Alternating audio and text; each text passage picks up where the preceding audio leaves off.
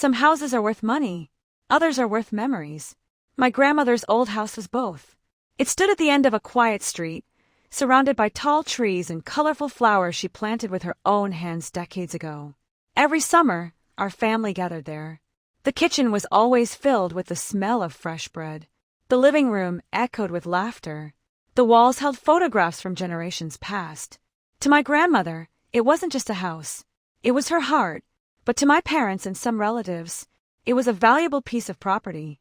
As Grandma grew older, they started talking about selling it. They said the house was too big, too expensive to maintain, too old. Grandma always smiled and answered the same way. As long as I'm alive, this house stays. Everyone nodded politely, but behind her back, different conversations were happening. One afternoon, I accidentally overheard my parents whispering in the hallway. "The papers are almost ready. She'll never know until it's done." My heart started racing. Were they really planning to sell her home without telling her? I wanted to believe I had misunderstood, but deep inside, I knew something was terribly wrong. Over the next few weeks, strange things began happening. Real estate agents quietly visited the property. People measured rooms and took photographs. Whenever Grandma asked who they were, my parents smiled. "They're just contractors checking the roof." She trusted them. Why wouldn't she? They were her own children. Meanwhile, I watched in silence. I wanted to warn her, but I had no proof. One evening, I saw documents spread across the dining table. A sale agreement, signatures, legal papers. The house was already under contract. The closing date was only days away. I felt sick. How could anyone betray the woman who had sacrificed everything for them? The next morning, I rushed to Grandma's house. She was sitting on the porch, watering her flowers as if nothing had changed. She smiled when she saw me. "You look worried." I almost told her everything. But before I could speak, she gently patted my hand. "Don't worry about me," she whispered. "I know more than people think." Her calm smile confused me. What did she mean? The day of the sale finally arrived. My parents dressed proudly. They talked excitedly about future investments and vacations. Everyone acted as if the money already belonged to them. The buyer arrived with lawyers and documents. The atmosphere felt tense but hopeful. Grandma quietly entered the room. She carried a small folder under her arm. She looked peaceful, almost amused. The lawyer began reviewing the paperwork. Everything seemed ready. Then Grandma politely raised her hand.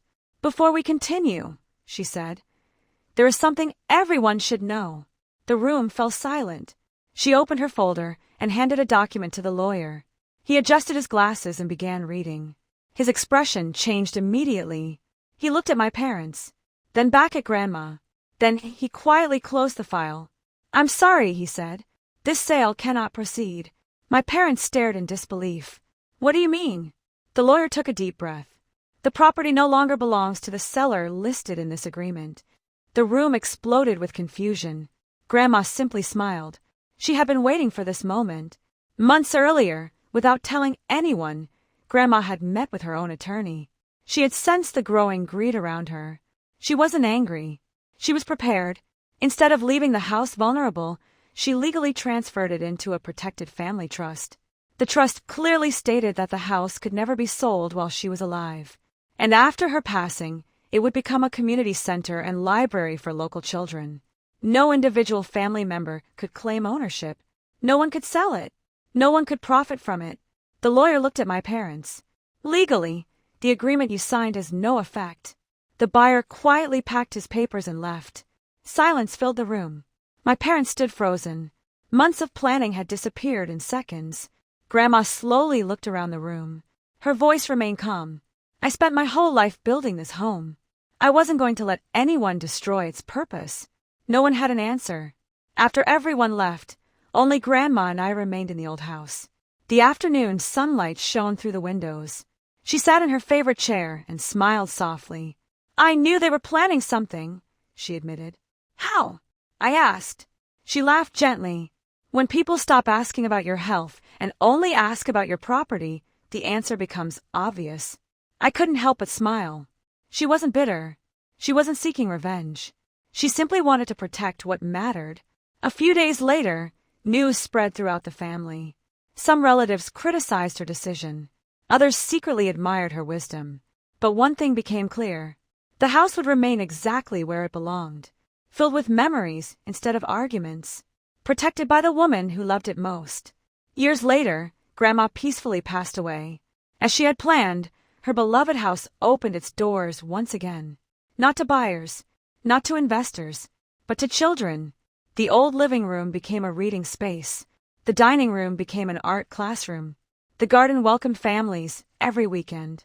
Laughter returned to every corner of the house, just as Grandma had always wanted. At the entrance, a small wooden plaque carried her favorite words. A home becomes valuable not because of what it is worth, but because of the love it gives away. My parents visited the building one afternoon. They stood quietly outside, watching children run through the garden. No one spoke. There was nothing left to argue about. Grandma had outsmarted them long before they realized it. Not with anger, not with revenge, but with wisdom, patience, and a heart that thought beyond money. And every time I walk past that old house, I remember one important lesson. Greed may chase wealth, but true legacy is built by the people who leave behind something that money can never buy. Hit the subscribe button and turn on the bell icon so you never miss a new emotional story.